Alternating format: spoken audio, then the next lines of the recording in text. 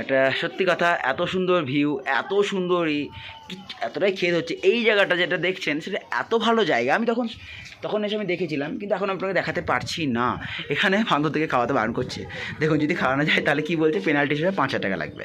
তো মহাকাল মন্দির থেকে নেমে এই যে পাইনি সারি সারি বন, হ্যাঁ, আবার ম্যালের দিকে আমরা ছুটে যাচ্ছি। কিন্তু তার মাঝে যে দার্জিলিংয়ে যে ভিউটা, সেটা আপনাদের একটু দেখাচ্ছি। কিন্তু সেইভাবে বন্ধুরা দেখুন, আমি যতটা চেষ্টা করবো কিন্তু ঠিক হয়ে উঠছে না। ফোনটা সেরকম নয়, ফোনের ক্যামেরাটাও সেরকম নয়। এটা আমার প্রচুর খেদ আছে, দুঃখের সাথে সব এটা বলতে হচ্ছে আমায়। আবার দেখুন, গুটি গুটি পায়ে আর হাঁটার মতো অবস্থা কিন্তু নেই, কারণ এখন ঢালু রাস্তা। যদি মনে করি গুটি গুটি পায়ে যাবো, সেটা কিন্তু আমাদেরকে যথেষ্ট গতিতে যেতে হচ্ছে, প্রচুর তাড়াতাড়ি নামতে হচ্ছে।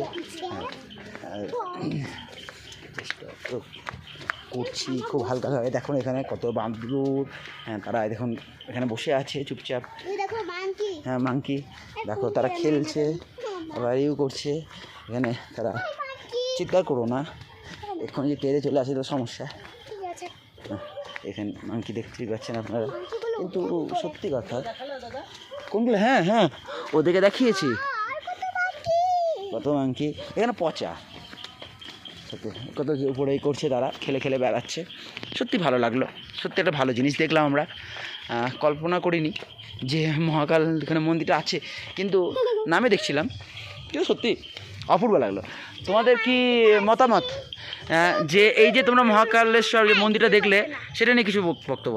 দারুণ জিনিস, খুব ভালো লাগলো। প্রথমবার এসে দেখতে পাইনি, দ্বিতীয়বারে দেখতে পাইনি, এবার দেখতে পেলাম, ভালো লাগলো।